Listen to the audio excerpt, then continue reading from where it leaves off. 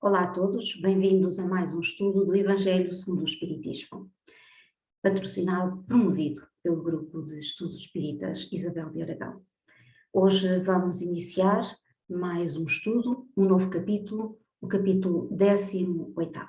Vamos começar. Ora, muitos os chamados e poucos os escolhidos. Este é o tema deste nosso capítulo 18º. E é constituído pelos seguintes temas: parábola da festa de núpcias, a porta estreita, os que dizem Senhor, Senhor, a quem muito foi dado, muito será pedido. Nas instruções dos Espíritos vamos encontrar os temas: ao que tem se lhe dará, reconhece-se o verdadeiro cristão pelas suas obras. Hoje iremos estudar os primeiros 9 itens. E vamos começar pela parábola da festa de núpcias. Vamos relatar Mateus, capítulo 22, versículos 1 a 14. E nos diz o Mestre. Jesus, falando ainda em parábolas, lhes disse: o reino dos céus é semelhante a um rei que, querendo fazer as bodas de seu filho, enviou seus servidores para chamar às bodas aqueles que foram convidados. Mas eles se recusaram a ir. Ele ainda enviou outros servidores com ordem de dizer de sua parte aos convidados: preparei meu banquete, matei meus bois e tudo o que tinha engordado. Tudo está pronto, vinde às bodas. Mas eles, desprezando o convite, se foram, um à casa de campo e o outro para seu negócio. Os outros lançaram mão de seus servidores e os mataram, após lhes terem feito vários ultrajes. O rei, tendo ouvido isto, irou-se e, tendo enviado seus soldados, exterminou esses homicidas e queimou a cidade deles. Então disse a seus servidores: a festa de bodas está pronta, mas os que foram convidados não foram dignos. E depois às encruzilhadas, e chamai às núpcias todos que encontrardes. Seus servidores foram então para as ruas e chamaram todos aqueles que encontraram, bons e maus, e a sala de bodas ficou repleta de pessoas que se sentaram à mesa. Entrou o rei em seguida para ver aqueles que estavam à mesa, e tendo percebido um homem que não estava vestido com a roupa nupcial, lhe disse: meu amigo, como entraste aqui sem ter a roupa nupcial? E esse homem ficou mudo. Então o rei disse às pessoas: atai-lhe as mãos e os pés, e lançai-o nas trevas exteriores. Lá haverá pranto e ranger de dentes, pois muitos serão chamados e poucos os escolhidos. E nos diz Allan Kardec: o incrédulo ri desta parábola, que lhe parece de uma ingenuidade pueril, pois não compreende que possa haver tanta dificuldade para ir a uma festa, e ainda mais quando os convidados chegam ao ponto de massacrar os enviados do dono da casa. As parábolas, diz o incrédulo, são sem dúvida alegorias, mas é preciso que elas não saiam do limite do aceitável. O mesmo se pode dizer de todas as alegorias, das fábulas mais engenhosas, se não tirarmos do seu enredo o sentido oculto. Jesus compunha as suas com os factos usuais e vulgares da vida, e as adaptava aos costumes e ao caráter do povo a quem falava. A maioria delas tinha como objetivo fazer o povo compreender a ideia da vida espiritual. O significado só é incompreensível quando aqueles que as interpretam não as observam desse ponto de vista. Nesta parábola, Jesus compara o reino dos céus, onde tudo é alegria e felicidade, a uma festa de núpcias. Em relação aos primeiros convidados, refere-se aos hebreus, que foram os primeiros chamados por Deus para o conhecimento de sua lei. Os enviados do rei são os profetas, que convidaram os judeus a seguir o caminho da verdadeira felicidade, mas suas palavras eram pouco escutadas, suas advertências eram desprezadas, e muitos foram mesmo massacrados como os servidores da parábola. Os convidados que se desculpam por terem de ir cuidar dos campos e de seu negócio representam as pessoas que, absorvidas pelas coisas do mundo, são indiferentes em relação às coisas celestes. Era uma crença para os judeus de então de que a sua nação deveria ter o domínio sobre todas as outras. Deus não tinha de facto prometido a Abraão que seus descendentes cobririam toda a terra? Mas, como sempre, desprezando a substância, tomaram o ensinamento divino pelo lado dos seus interesses e acreditavam realmente no domínio da nação no plano material sobre as outras. Antes da vinda do Cristo, com exceção dos hebreus, todos os povos eram idólatras e politeístas. Se alguns homens mais instruídos haviam atingido a ideia da unidade divina, esta ideia permaneceu no estado de opinião pessoal, pois em nenhuma parte foi aceita como verdade fundamental, a não ser por alguns iniciados que ocultavam seus conhecimentos sob o véu do mistério impenetrável à compreensão do povo.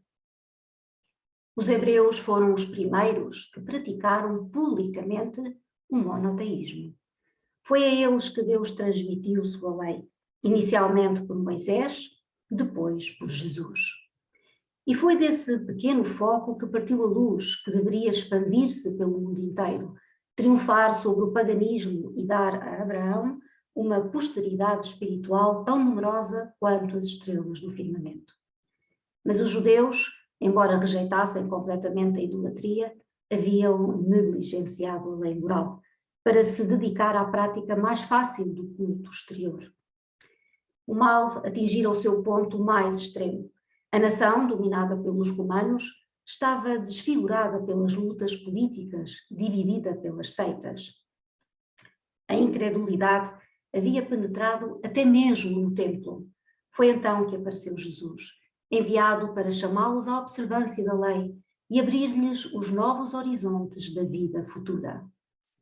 Sendo os primeiros a serem convidados para o grande banquete da fé universal, rejeitaram a palavra do celeste Messias e sacrificaram-no. Foi assim que perderam o fruto que deveriam ter colhido de sua própria iniciativa. Seria injusto, entretanto, acusar todo o povo por esse estado de coisas. A responsabilidade coube principalmente aos fariseus e aos saduceus, que tinham arruinado a nação por orgulho e fanatismo de uns e pela incredulidade de outros. É a eles que Jesus compara os convidados que se recusam a comparecer à festa das núpcias. Depois acrescenta: o rei, vendo isto, convidou todos aqueles que se encontravam nas encruzilhadas, bons e maus. Queria dizer com isso que a palavra iria ser pregada a todos os outros povos, pagãos e idólatras, e que estes, aceitando-a, seriam admitidos na festa no lugar dos primeiros convidados. Mas não basta ser convidado. Não basta dizer-se cristão, nem sentar-se à mesa para fazer parte do banquete celestial. É preciso, antes de mais nada, e como condição primeira, estar vestido com a roupa nupcial, ou seja, ter a pureza de coração e praticar a lei conforme o Espírito. Acontece que essa lei está totalmente contida nestas palavras. Fora da caridade não há salvação. Mas entre todos os que ouvem a palavra divina, poucos são os que aguardam, colocando-a em prática, e poucos se tornam dignos de entrar no reino dos céus. Foi por isso que Jesus disse: muitos serão os chamados e poucos os escolhidos. Vamos aqui interromper para fazer aqui algumas reflexões sobre este tema. A parábola da festa de núpcias. Com as parábolas, Jesus nos deixou ensinamentos que continuam cavando fundo em nossos raciocínios. Sabemos que a parábola, é uma narração alegórica e que envolve algum preceito. Fazendo a comparação entre esta parábola e o objetivo ao qual ela faz jus, facilmente verificamos que os primeiros convidados à festa de núpcias foram os doutos, os ricos, os sábios, os aristocratas, os sacerdotes, porque ninguém melhor que eles estava pronto para participar da festa do entendimento, do esclarecimento. Ninguém melhor que eles estava pronto para a solene festa que o Rei dos Céus, sem medir e nem pensar sacrifícios, mandara celebrar na terra, enviando seu Filho amado em pessoa para divulgar a boa nova. Quem melhor que eles poderia apreciar a cura dos enfermos, os fenómenos de materialização e desmaterialização por ele operados, como a multiplicação dos pães e dos peixes, a manifestação do Tabor e suas sucessivas aparições após o desencarne. Quem estava mais apto para compreender o Sermão do Monte, o Sermão Profético, o Sermão da Ceia e seus maravilhosos ensinos, senão os doutores da lei, os rabinos, os sacerdotes? Que fará o Senhor dessa gente que não quis ouvir o seu chamamento e nem sentir os seus reiterados convites? O facto é que os incultos, os pequenos, os humildes de hoje, como os incultos e humildes de ontem, estão levando vantagem sobre toda essa pleiade de sábios e portentosos. A parábola das bodas exprime o convite que o Senhor faz às criaturas humanas, pelos seus enviados, para que se regenerem e purifiquem, isto é, para que limpem as manchas escuras do espírito, a fim de participarem do festim divino que proporciona ao espírito adiantar-se moral e intelectualmente, tornar-se rico de coração e de inteligência, pela humildade e pelo saber, pela caridade e pelo amor. Entretanto, todos são convidados para a festa de núpcias, porque todos, corretos ou errados, sem nenhuma exceção, são filhos do Pai Eterno e foram criados para o mesmo fim e irão participar do banquete. Alguns vão demorar um pouco mais, por não atenderem ao convite, por não sentirem ainda o chamamento, por estarem muito presos à matéria. Para entrar na festa de núpcias, era preciso ter a veste própria. A veste representa o amor, a humildade, a boa vontade em encontrar a verdade para observá-la, ou seja, a pureza das intenções. Foi retirado da festa aquele que não tinha a veste adequada para um lugar onde haveria choro e ranger de dentes. Isto é, foi levado para um planeta mais inferior do que a Terra, para longe das venturosas moradas, onde o espírito continua a se depurar até poder vestir a veste imaculada. Dizendo que o rei encontrou à mesa um conviva que não trazia a veste nupcial, quis Jesus mostrar, sob o manto da parábola, que nos tempos de regeneração quase todos compreenderão a felicidade que está sendo oferecida. Apenas uma pequena minoria se manterá obstinada em resistir aos esforços dos servos de Deus para lhe vestirem as vestes de núpcias antes que entrem na sala do festim. O choro e o ranger de dentes simbolizam as torturas morais na erraticidade e os sofrimentos da encarnação em mundos inferiores à Terra. As palavras "porque muitos serão chamados e poucos os escolhidos" não se referem apenas ao que foi expulso por não estar dignamente vestido. Referem-se também a todos os que anteriormente cerravam os ouvidos e o coração à voz que os chamava. Mas também eles, sob as leis imutáveis da expiação, do progresso, pelo renascimento, pela reencarnação, chegarão à condição de envergarem o traje e entrarem nos mundos felizes. Vê-se, assim, que todos os chamados virão a ser escolhidos, porque dos filhos de Deus nenhum ficará perdido para sempre, porque no momento em que o Espírito despertar para as verdades, Deus estará de braços abertos para recebê-lo. Vamos continuar. Agora o segundo tema. A porta estreita. E vamos citar Mateus, capítulo 7, versículos 13 a 14, bem como Lucas, capítulo 13, versículos 23 a 30. E nos diz o Mestre: Entrai pela porta estreita, pois a porta da perdição é larga, e o caminho que a ela conduz é espaçoso, e há muitos que por ela entram. Que estreita é a porta, e que apertado é o caminho que leva para a vida, e quão poucos são os que acertam com ela. Alguém da multidão lhe perguntou: Senhor, são poucos os que se salvam? Ele respondeu: Fazei esforços para entrardes pela porta estreita, pois vos asseguro que muitos procurarão por ela entrar e não poderão.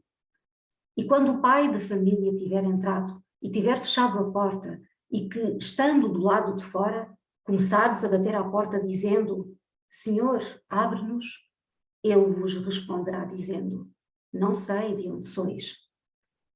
então começareis a dizer: comemos e bebemos em vossa presença, e ensinastes em nossas praças públicas. E ele vos responderá: não sei de onde sois. Afastai-vos de mim, vós todos que cometeis iniquidades.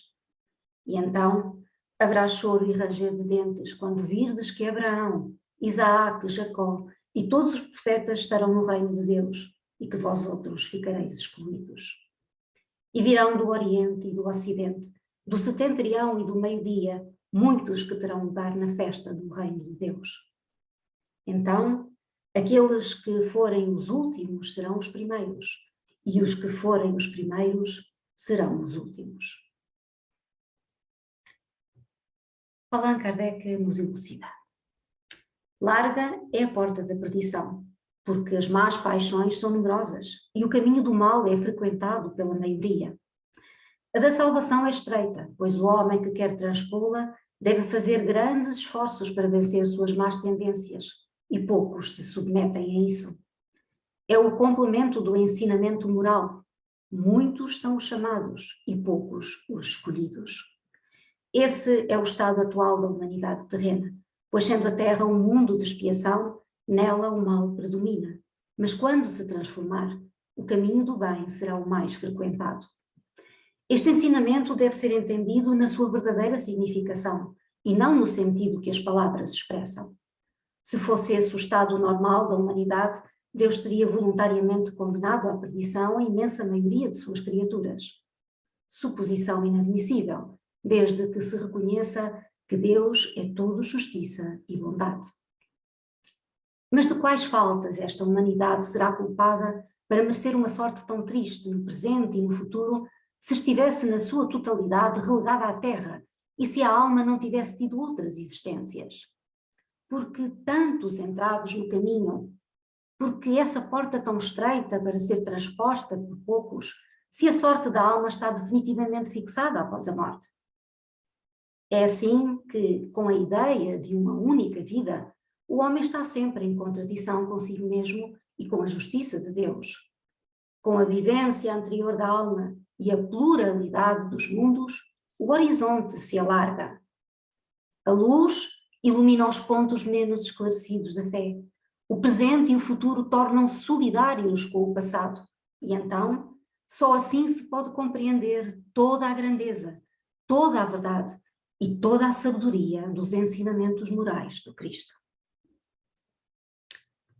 Vamos parar aqui também e falar um pouco. A porta estreita.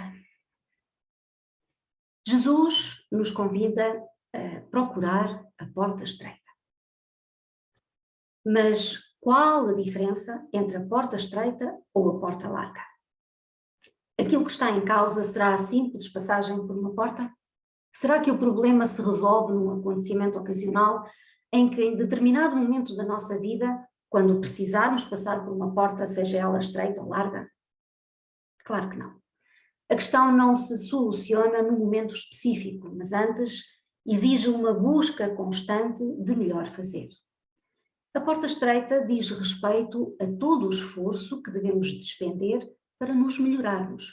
E isso só se consegue evitando toda a espécie de conflitos conosco e com os outros. Assim, precisamos vigiar e controlar nossos pensamentos, nossos atos, numa luta constante conosco próprios, a fim de vencer as nossas tendências menos positivas. Trata-se da reforma íntima que nos há de tornar pessoas melhores. E esse processo, bem o sabemos, não é tarefa fácil e levará muito tempo para se concluir. Escolher a porta estreita exige força de vontade, sacrifício, resignação e paciência. É ter sempre presente o velho ditado: tudo o que fizeres, faz o melhor que souberes e puderes. E, em verdade, a tarefa, a batalha, embora difícil, tem algo que nos favorece. É que o inimigo a vencer não é externo, não é com os outros que precisamos lutar, o que nos obrigaria a ter de prever todas as incógnitas que esse processo exigiria. A luta que precisamos travar é connosco próprios. Precisamos tão só combater o homem velho que há em nós, por forma a tornarmos pessoas melhores.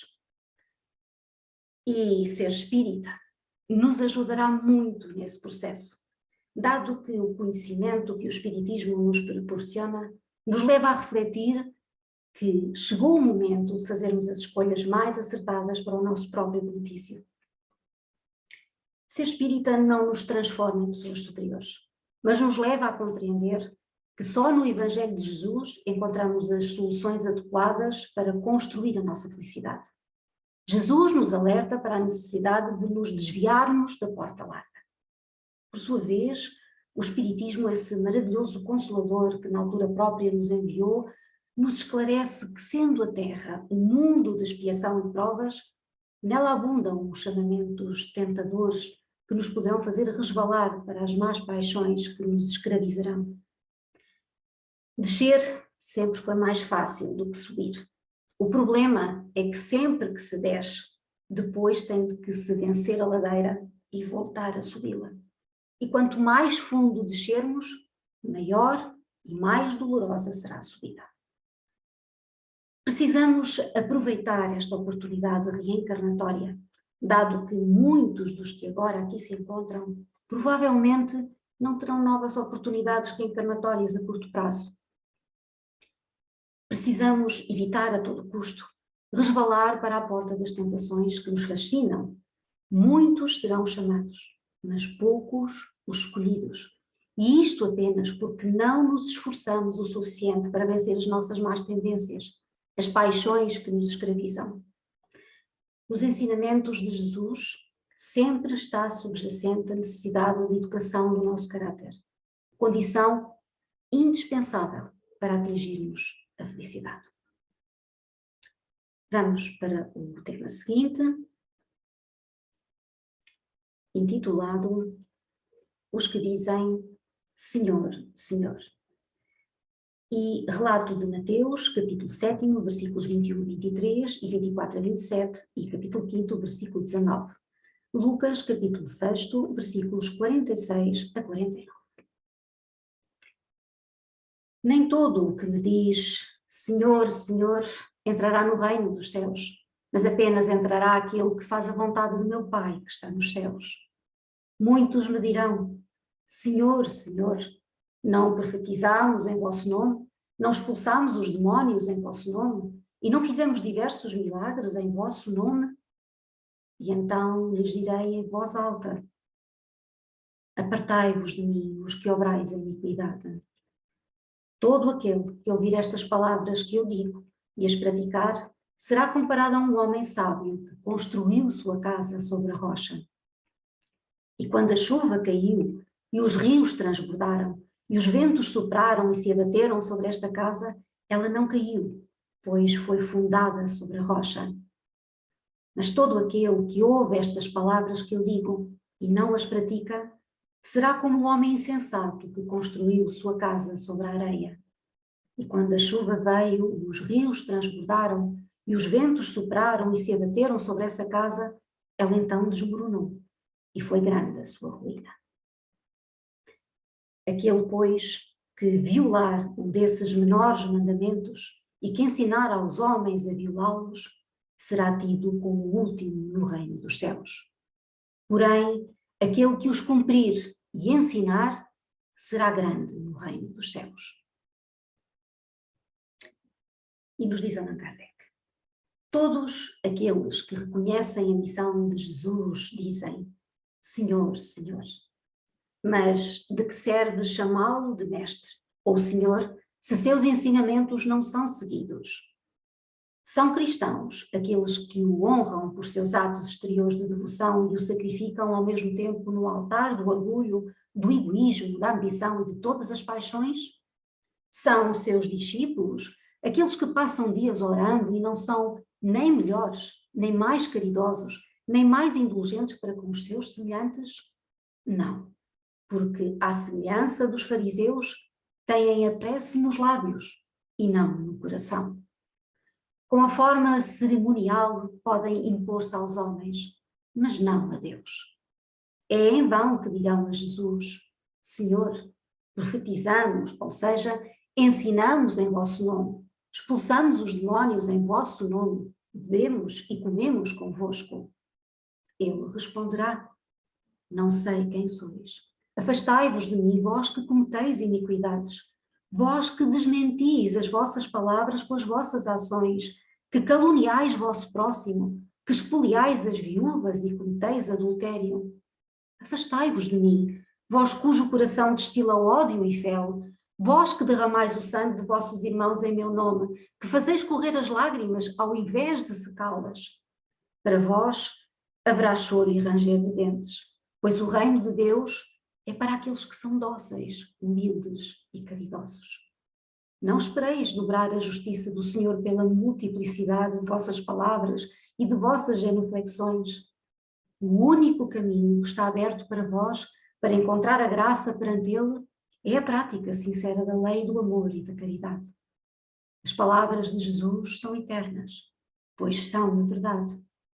Elas não somente são a salvaguarda da vida celeste, como também são a garantia da paz, da tranquilidade e da estabilidade para os homens nas coisas da vida terrena. Eis porque todas as instituições humanas, políticas, sociais e religiosas, que se apoiarem nas suas palavras, serão estáveis como a casa construída sobre a rocha, e os homens as conservarão, pois nelas encontrarão a felicidade. Mas as que se apoiarem na sua violação serão como a casa construída sobre a areia. O vento das transformações e o rio do progresso as levarão de roldão. E terminamos aqui a primeira parte deste capítulo. Vamos para as nossas reflexões finais sobre este tema. Nem todos aqueles que dizem Senhor, Senhor, entrarão no reino dos céus. E quer dizer, não entrarão no reino de Deus aqueles cujas palavras não correspondem aos atos. Sempre e sempre devemos praticar o que ensinamos. Apreciamos e elogiamos. Não basta que nos extasiemos ante a lei de Jesus e digamos, é perfeita. Se não nos esforçarmos pelo nosso aperfeiçoamento, obedecendo-lhe, nossa admiração é vã. É inútil nós proclamarmos cristãos se procedermos em oposição ao que nos ensinou e prescreveu Cristo. É inútil nos declararmos espíritas se continuarmos tal como éramos antes do espiritismo.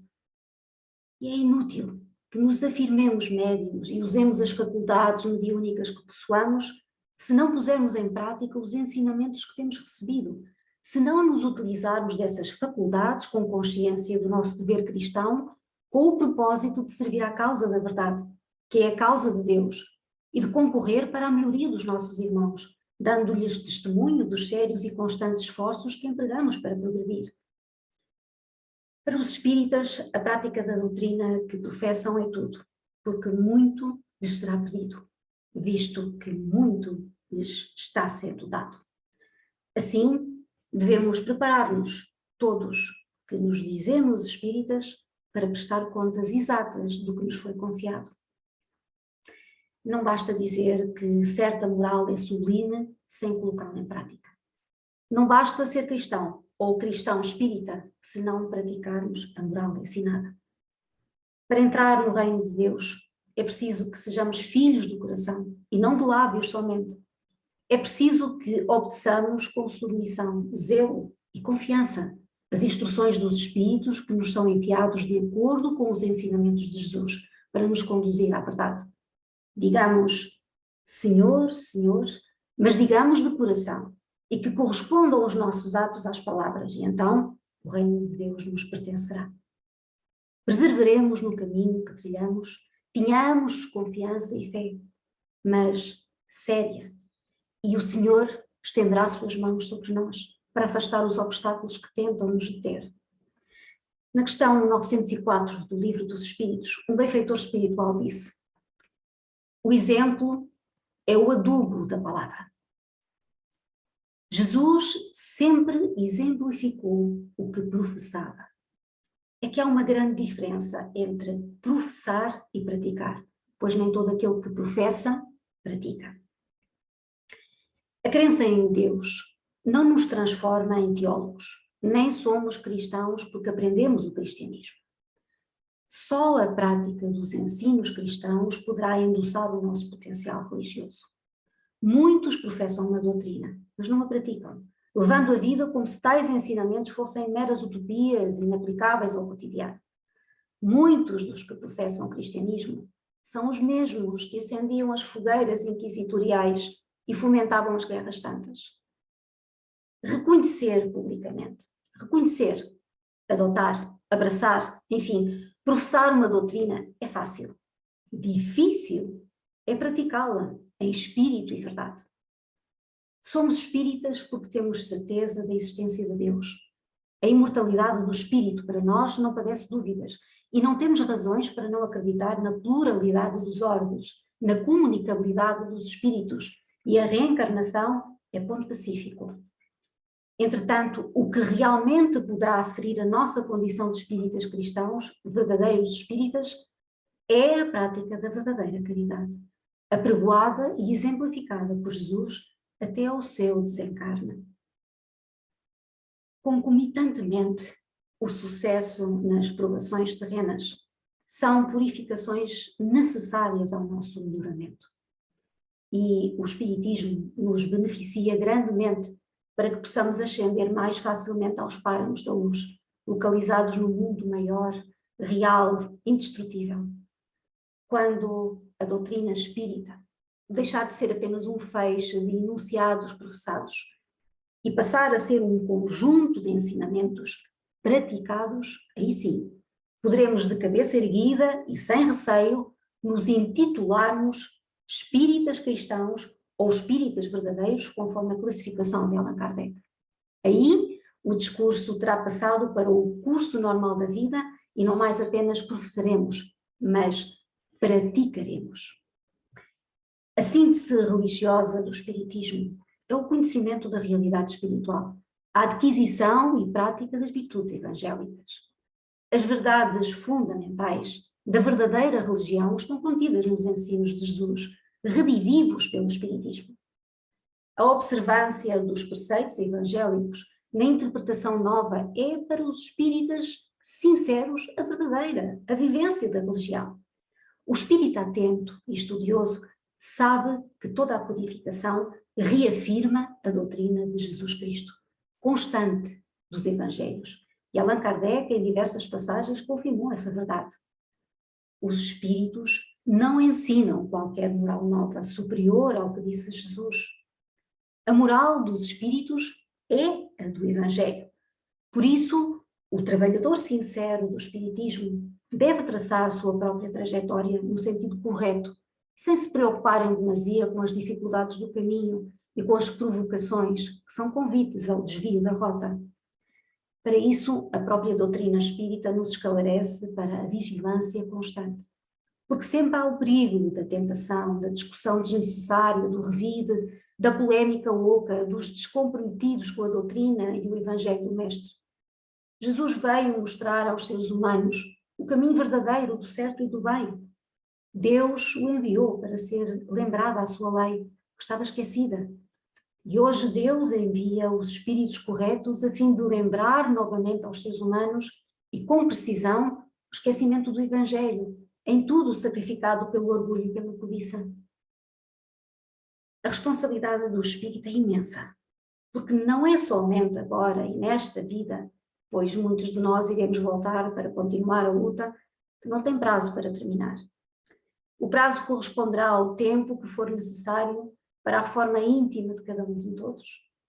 Vamos procurar praticar o Evangelho de Jesus para que no momento de dizermos Senhor, Senhor, sejamos atendidos. Jesus é o nosso amoroso Mestre. É em Jesus que está a nossa salvação. Terminado aqui o nosso estudo, gratos pela vossa presença e até breve.